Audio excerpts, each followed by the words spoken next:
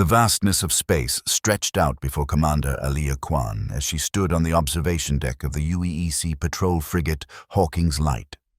Her reflection stared back at her from the reinforced glass. Sharp eyes, hair pulled back in a regulation bun, and the unmistakable tension in her jaw that had become a permanent fixture since her promotion to command. 20 years after the Great Accord, and the frontier between human space and the outer rim remained a powder keg waiting for a spark. "Commander," Lieutenant Romar Singh's voice broke through her thoughts. Her executive officer approached with a datapad in hand, his normally composed features showing the slightest trace of concern. "We've intercepted another distress call from a merchant vessel. Claim smugglers hit them near the Rylos Passage." Alia nodded, taking the pad. "Third one this month. Same pattern?" "Yes, ma'am. Quick strike. Targeted systems damage. Cargo holds emptied." He hesitated. "There's something else. Sirax scout ships have been reported moving closer to the border. Intelligence suggests they might be testing our response times, or looking for weaknesses," Alia muttered. The Sirax Dominion had been the most vocal opponent of the Great Accord, their representatives barely concealing their disdain for human expansion. 2 decades of fragile peace hadn't changed their fundamental mistrust. She handed the pad back to Singh. "Alert navigation. We'll adjust our patrol route to cover the Rylos corridor, and have communications monitor Sirax frequencies. Passive observation only." "Understood, Commander." As Singh departed, Alia turned back to the viewport. The stars were distant, cold sentinels, indifferent to the political machinations of species struggling to coexist. The frontier was her responsibility, a thin line of patrol ships maintaining the appearance of order while diplomats exchanged platitudes and corporations exploited resources on both sides of the border.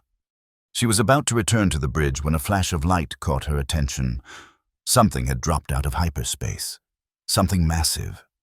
The deck beneath her feet vibrated as the ship's alert system activated. "Commander to the bridge," the ship's AI announced with artificial calm. "Unidentified vessel detected." Alia was already moving, her stride long and purposeful as she reached the bridge in record time. The tactical display showed a vessel unlike anything in their database, sleek, matte black, and utterly silent across all communication bands. "Status report," she demanded, sliding into the command chair. "Vessel appeared approximately 90 seconds ago," Singh responded, his fingers dancing across his console. "No transponder signal, no identification codes. It's just sitting there." Size comparison. "At least 4 times our mass." "Commander, configuration suggests a warship, but it doesn't match any known human or alien design." Alia's stomach tightened. "Location?" The tactical officer swallowed hard before responding. "It dropped out of hyperspace directly above the Sirax Armada gathering point at Nexus 7. The bridge fell silent. The Sirax Armada was the Dominion's primary military force. 60 vessels of varying classes, from swift interceptors to hulking dreadnoughts. They frequently conducted exercises near the border, a show of force meant to remind humans of their martial prowess. "Open a channel to Earth Command," Alia ordered. "Priority Alpha."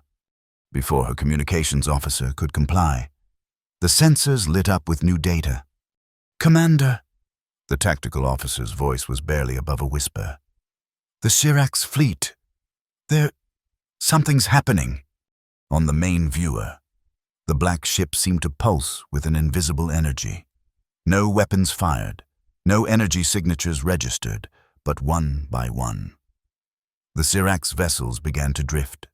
Systems shutting down, life support failing, engines dead. Some smaller ships imploded, their hulls collapsing as if crushed by an invisible hand. Larger vessels split apart along structural seams, venting atmosphere and crew into the vacuum. "My God," someone whispered.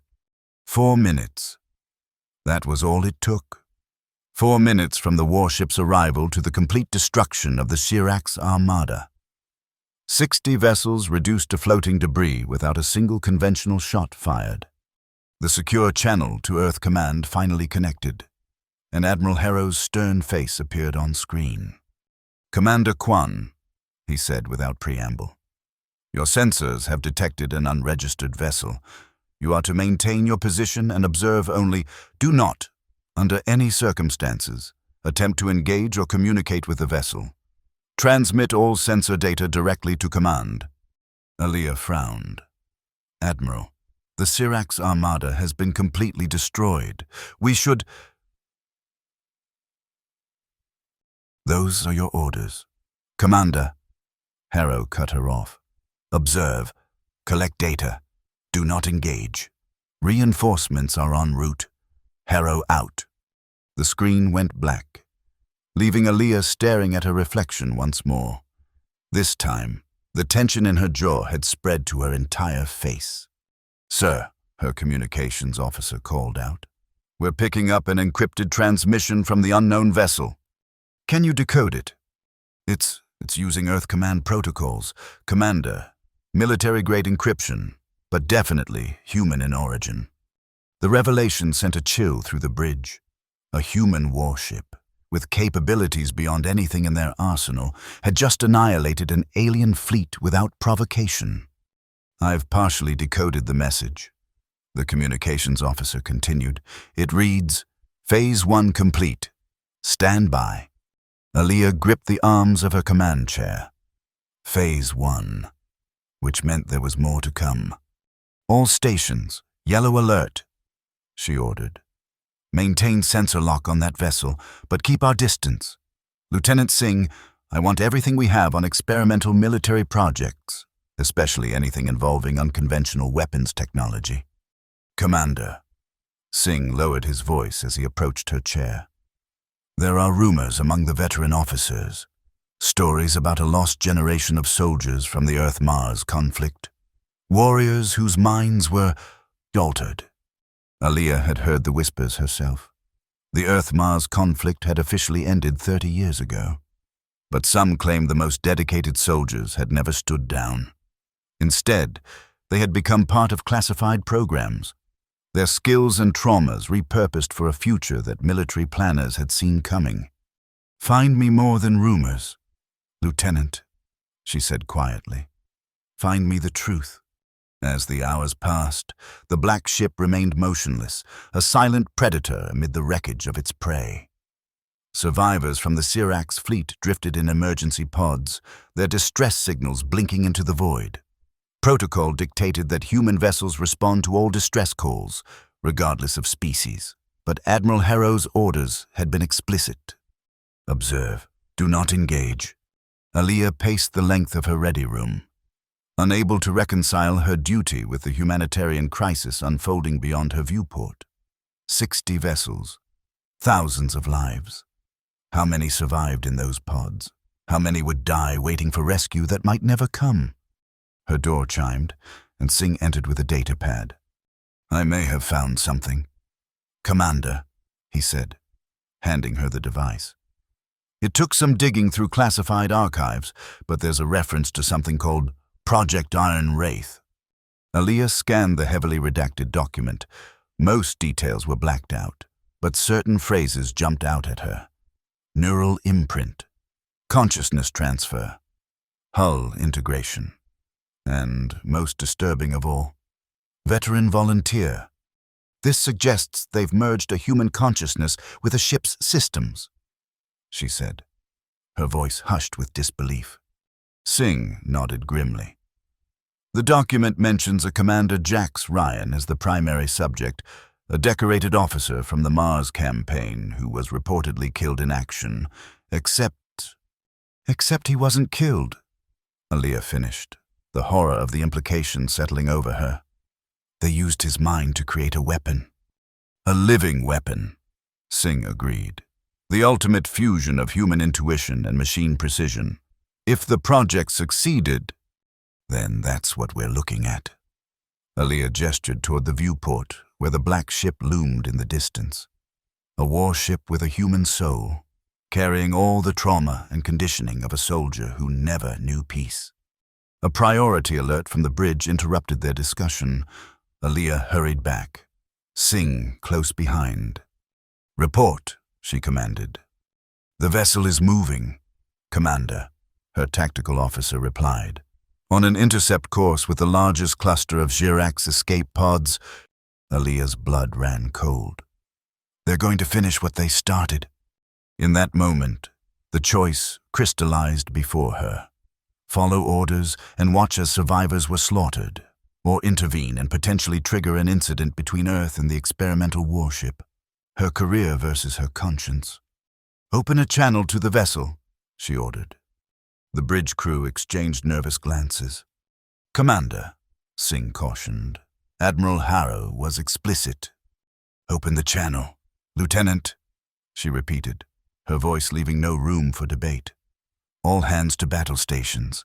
Shields up." The Hawking's Light was a patrol frigate, not designed for direct confrontation with a vessel of that size or capability. But Aliyah couldn't stand by and watch a massacre. "Channel open," the communications officer announced. Aliyah straightened her uniform and faced the viewer. "Unidentified vessel. This is Commander Aliyah Kwan of the UEC patrol frigate Hawking's Light. You have entered restricted space and engaged in hostile actions against the Chirac's dominion. Stand down immediately." Silence stretched across the void. The black ship continued its approach toward the escape pods. "No response, Commander," the communications officer reported. "Get between that ship and those pods." Aliyah ordered navigation. "Prepare to extend our shields around the survivors if necessary." The Hawking's Light surged forward, its engines straining as it moved to intercept. On the tactical display, the black vessel suddenly halted its advance. "They've stopped," Singh reported, surprise evident in his voice. A wave of relief washed over Aliyah, but it was short-lived. The tactical display flashed a warning as an energy surge emanated from the black ship.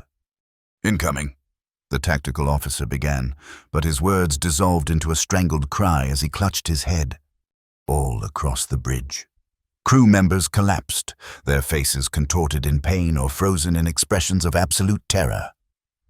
Singh stumbled, reaching for support that wasn't there as he slid to the floor. Aliyah felt it too, a pressure building inside her skull, accompanied by whispers that seemed to bypass her ears and speak directly to her mind. Images flashed before her eyes, burning cities on Mars, soldiers screaming as their suits decompressed, the cold calculation of commanders sacrificing units for strategic advantage. These weren't her memories. They belonged to someone else. Someone whose rage and pain radiated through the ship like a physical force. Through sheer force of will, Aliyah remained standing, though her vision blurred and her legs threatened to buckle. "Computer," she gasped. "Activate emergency protocol Kwan Alpha 7. Deploy. Deploy autonomous drone." The ship's AI acknowledged the command, and somewhere in the launch bay, a remote drone detached from its dock. It was a standard reconnaissance unit, designed for situations where sending crew members would be too dangerous. As the drone launched toward the black ship, Aliyah felt the psychic pressure intensify. The whispers became a roar, drowning out all other thought. She glimpsed Singh trying to reach his station, blood trickling from his nose. Other crew members lay motionless, some whimpering, others eerily still. On the main viewer, the drone's camera showed its approach to the massive vessel. No external weapons were visible on the black hull. No conventional defense systems activated to stop the tiny intruder. The drone's sensors detected an access port. Standard Earth command configuration despite the ship's alien appearance. "Dock and deploy interface probe," Aliyah managed through gritted teeth. The drone complied, latching onto the port and extending a digital probe. For several agonizing moments, nothing happened. Then, abruptly, the psychic assault subsided. Not completely, but enough that Aliyah could think clearly again. The drone had established a connection to the ship's systems, and data began flowing to the Hawking's Light's computers. Most was encrypted beyond their ability to decode in real time, but schematics of the vessel's interior appeared on a secondary display. "Sing," Aaliyah called out, moving to help her XO to his feet. "Are you all right?" He nodded weakly, wiping blood from his face. What was that?" "Psionic attack," she replied, helping him to his station. "The ship, or whatever's controlling it, can project thoughts, emotions, memories." "Commander," the ship's AI interrupted. "I have located what appears to be the vessel's central control node. It does not conform to any known command structure." The schematic zoomed in on a spherical chamber at the heart of the ship. Within it, suspended in a translucent medium, was a human form. "Is that a person?" Singh asked, his voice barely audible. "That's our veteran," Aaliyah confirmed grimly. "Commander Jax Ryan, or what's left of him. The neural core of Project Iron Wraith." The tactical officer, having recovered enough to return to his station, reported another energy buildup from the black ship. "Commander, they're preparing another attack, this one directed at the escape pods." Time had run out. Orders or no orders. Aaliyah couldn't allow a massacre of helpless survivors. "Computer, transfer drone control to my station," she commanded. "Singh, you have the bridge. Get our people medical attention and prepare to evacuate the escape pods." "What are you going to do?" Singh asked, his eyes widening as he realized her intent. "I'm going to talk to Commander Ryan," she said, sliding into the drone control interface, face to face, using the drone as her proxy. Aaliyah navigated the silent corridors of the warship. Unlike the utilitarian design of standard military vessels, the interior of Iron Wraith was organic, almost arterial in its layout. Conduits pulsed with energy that resembled blood flow more than electrical current.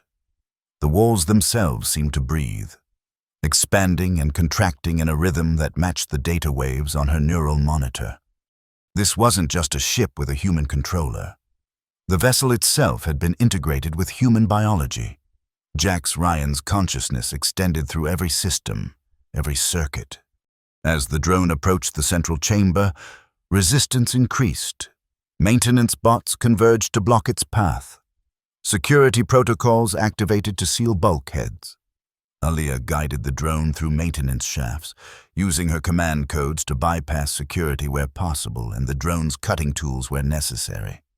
Finally, the drone reached the central chamber. The spherical room was dimly lit by a blue glow emanating from the suspension pod at its center. Floating within the translucent gel was a human figure.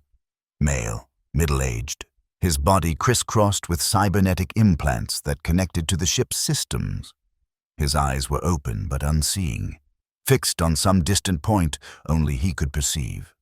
Commander Jax Ryan, hero of the Mars campaign, now the mind of a living weapon. Aaliyah directed the drone to the neural interface terminal adjacent to the pod. This was madness, she knew. Attempting to communicate directly with the hybrid consciousness could destroy her own mind. But thousands of lives hung in the balance. "Computer," she instructed, "establish a secure neural link through the drone. Route through my command authorization, Quan Omega 95 Delta." Warning. The AI responded. "Neural interface with unknown system carries extreme risk. Proceeding will override all safety protocols." "Override acknowledged," Aaliyah confirmed. "Proceed." The drone extended its interface probe into the terminal. Immediately, Aaliyah's world exploded into fragments of sensation and memory. She was no longer on the bridge of the Hawking's light. She was everywhere and nowhere, tumbling through the shattered psyche of Jax Ryan. Battle, blood, betrayal. The memories came in violent bursts, each accompanied by emotions so intense they threatened to overwhelm her. She saw through his eyes as he led troops across the red plains of Mars, felt his determination as he followed orders that sent good soldiers to their deaths, experienced his horror when he realized his own commanders had sacrificed his unit for political advantage. Then came the darkness. The laboratories, the surgeons with their gleaming instruments, the gradual dissolution of his physical self as his consciousness was extracted, expanded, and fused with the experimental vessel. The terrifying rebirth as something no longer fully human, but not quite machine. And beneath it all, a directive burned into the fabric of his being. Protect Earth, eliminate threats, trust no one. The Syrax weren't the target. They were the test. Phase 1. With tremendous effort, Aaliyah projected her own thoughts into the chaotic mindscape. Commander Ryan, Jax, I'm Commander Aaliyah Kwan. I'm here to help you. The mental equivalent of a scream tore through her consciousness, followed by a tsunami of rage and suspicion. Lies, deception, another test. They always test. No test. Aaliyah pushed back, focusing on projecting calm certainty. The war is over. Jax, has been for decades. You're being used as a weapon against your will. Images flashed between them, the Syrax armada reduced to debris, escape pods drifting helplessly, Singh's bloodied face as he collapsed under the psionic assault. They were a threat. Jax's fragmented consciousness insisted. All aliens are threats. Phase 1. Eliminate the armada. Phase 2. Eliminate survivors. Phase 3. The final phase remained hidden, locked behind mental barriers. Aaliyah couldn't penetrate, but she sensed its magnitude, a mission of such devastating scope that even Jax's fractured mind recoiled from it. The survivors are defenseless. Aaliyah argued. There's no honor in slaughtering the helpless. You were a soldier, not a murderer. She felt his consciousness recoil, then surge forward with renewed fury. You know nothing of what I am now. The psionic backlash slammed into Aaliyah with physical force. On the bridge of the Hawking's light, her body convulsed as blood vessels ruptured in her eyes and nose. Warning alarms blared as her vital signs spiked dangerously. "Disconnect her!" Singh shouted, but the computer responded that the neural link had been locked from both ends. Inside the shared mindscape, Aaliyah fought to maintain her sense of self against Jax's overwhelming presence. His rage was a storm that threatened to tear her consciousness apart. But beneath it, she sensed something else: fear, loneliness, and a desperate yearning for connection that had been denied him for too long. "I see you, Jax," she projected, abandoning defense for empathy. Not the weapon they made you, but the man beneath. The commander who cared for his troops, the soldier who believed in something greater than himself. She opened her memories to him, her own struggles with command, the weight of lives lost under her orders, her daily battle between duty and conscience. She showed him the 20 years of peace that his sacrifice had never allowed him to witness. The colonies where humans and aliens now lived side by side. The children who grew up knowing only stories of war. "This is what you fought for," she told him. "Not more death.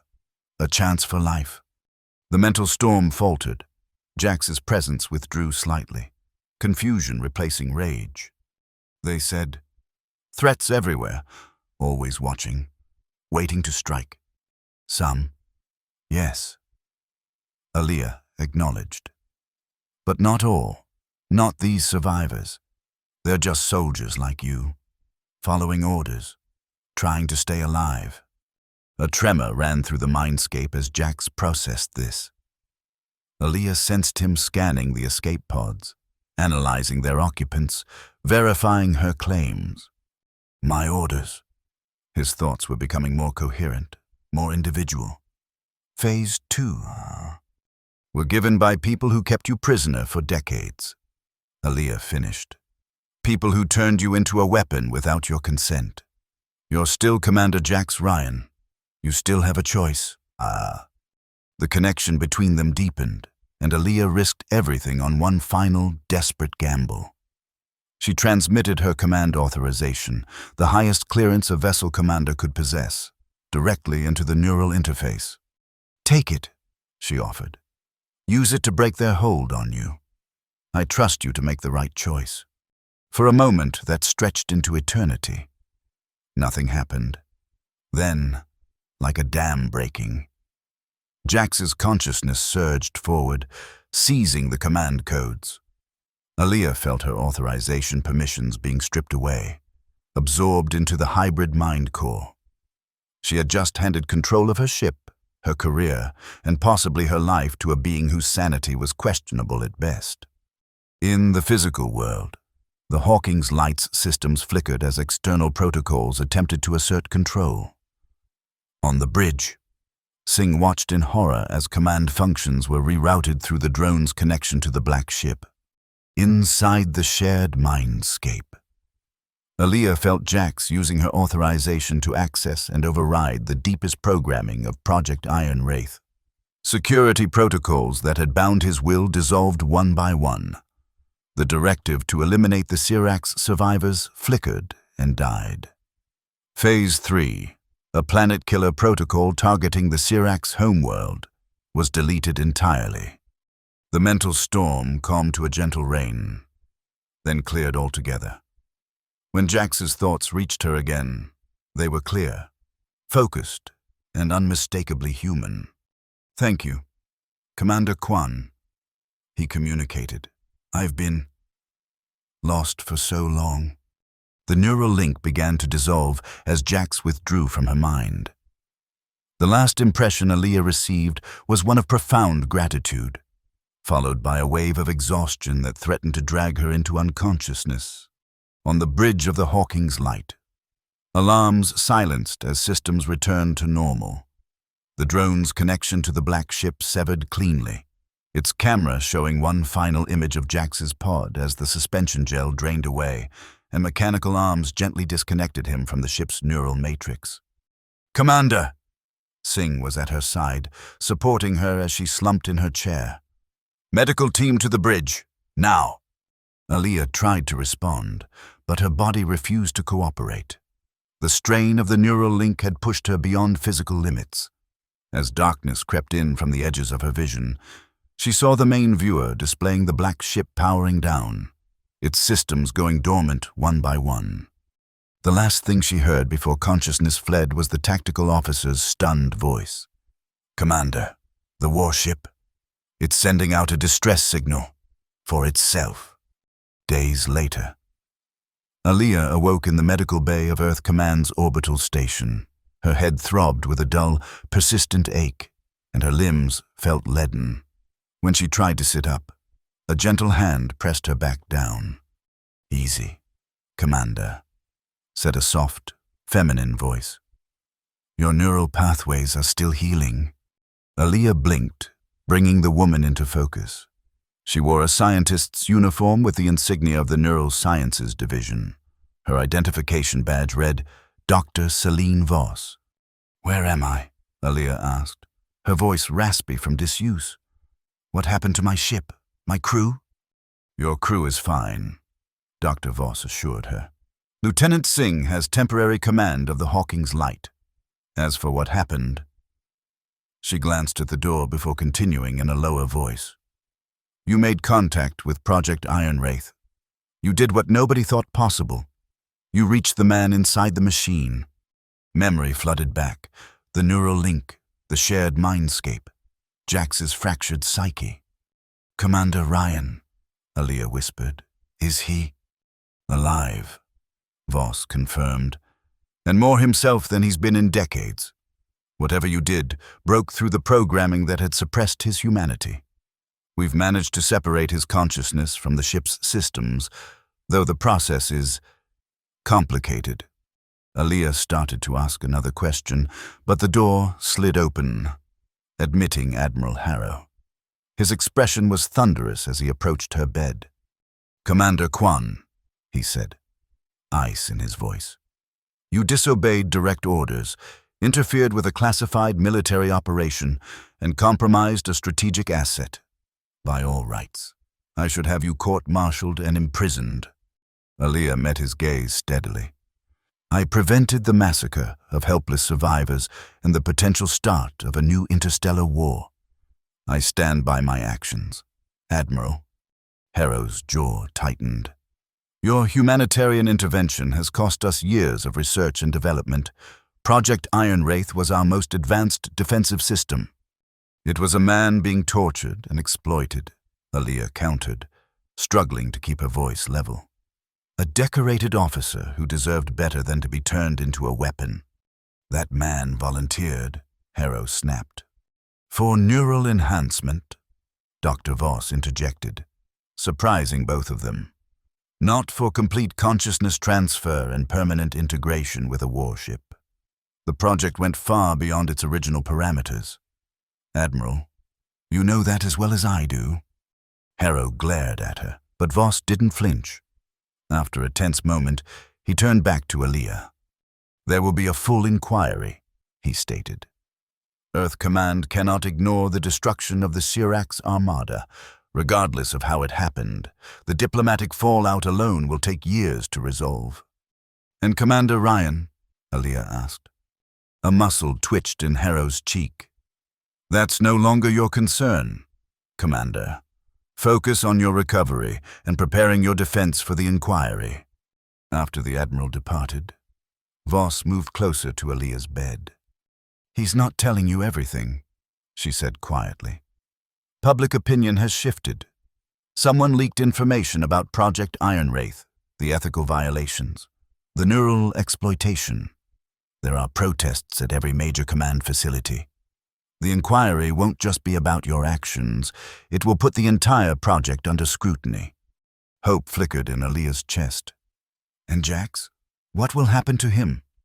That depends partly on you, Voss replied, checking that they were truly alone. His mind was so deeply integrated with the ship that complete separation may be impossible. But we're developing a rehabilitation protocol, a way to help him adjust to a more normal existence, whether in a biological or synthetic form. She paused, studying Aaliyah carefully. He's asking for you.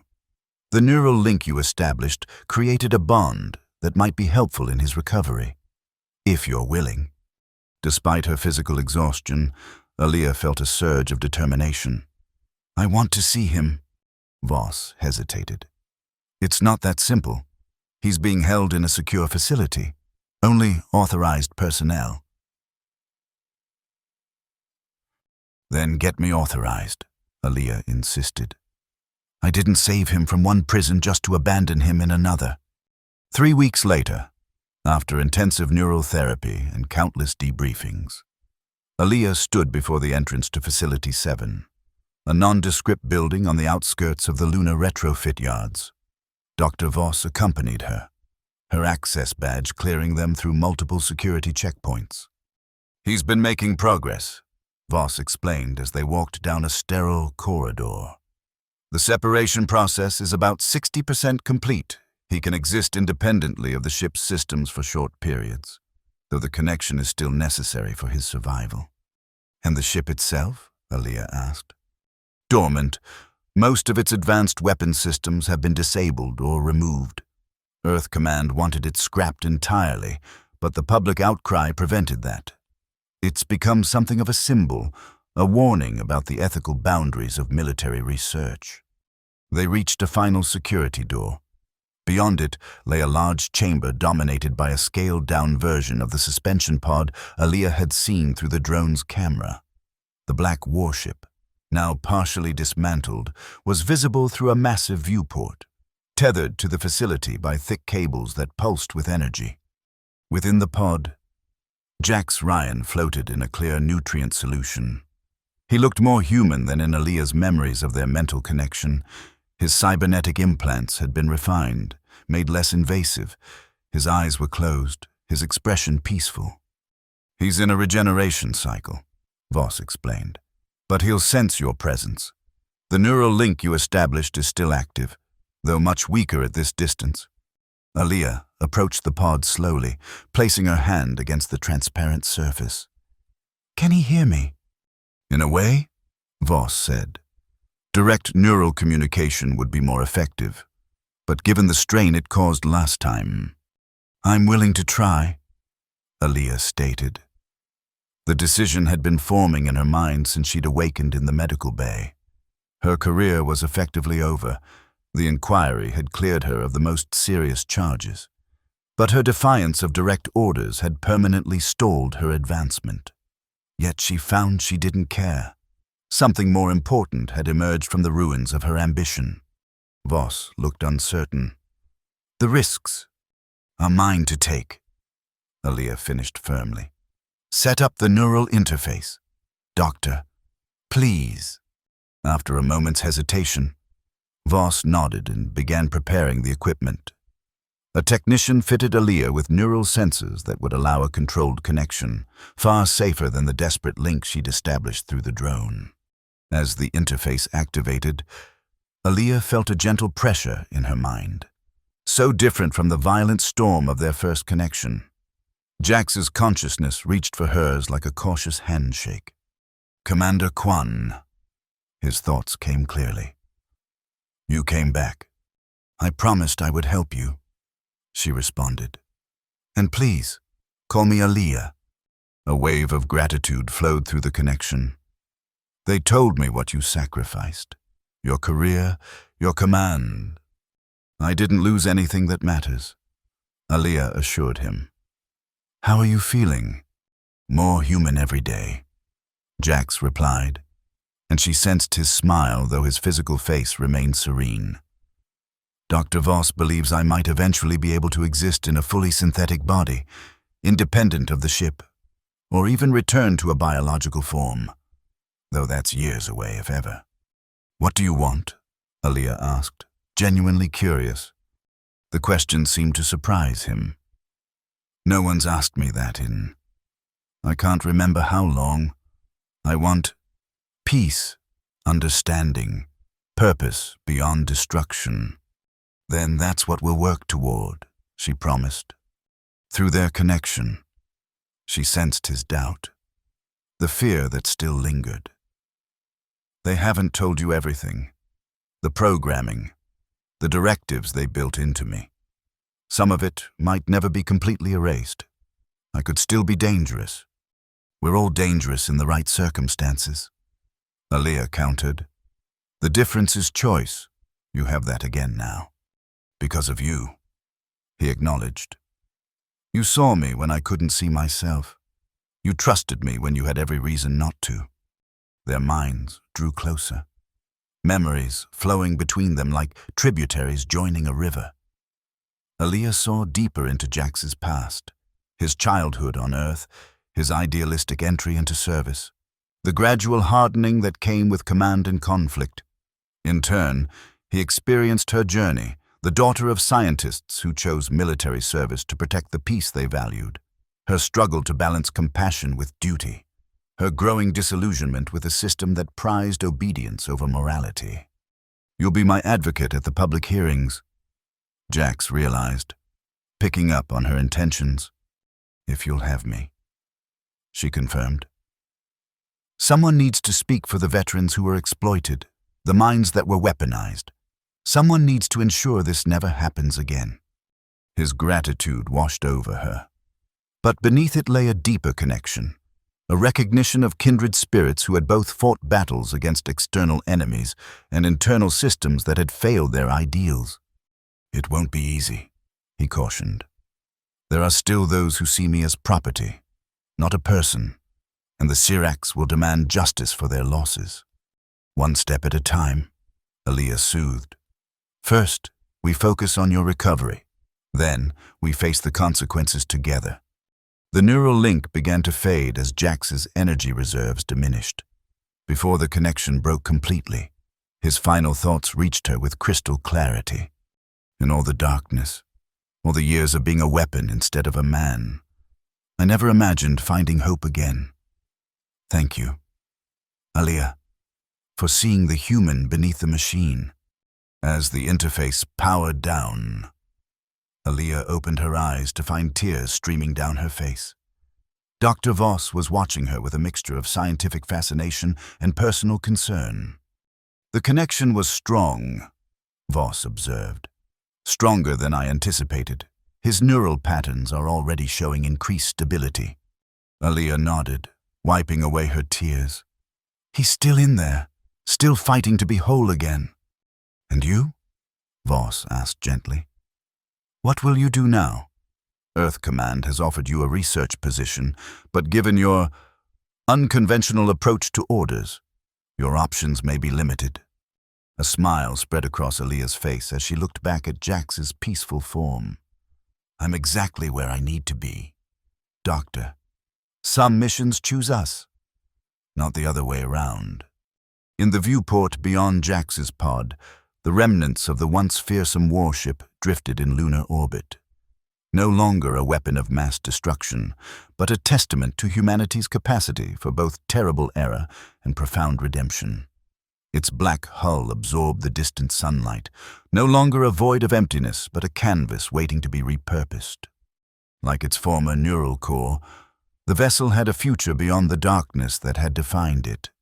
And in that possibility, Aliyah found a purpose worth more than all the command positions in the fleet. The universe was vast and often cruel, but even in its darkest corners, compassion could ignite like a star, illuminating paths that fear and duty had obscured. For Aliyah Kwan and Jax Ryan, commander and weapon, advocate and survivor, that light would guide them forward together, step by fragile step, toward a future where humanity confronted its own weaponized souls instead of burying them in secrecy. It wasn't peace, not yet, but it was a beginning.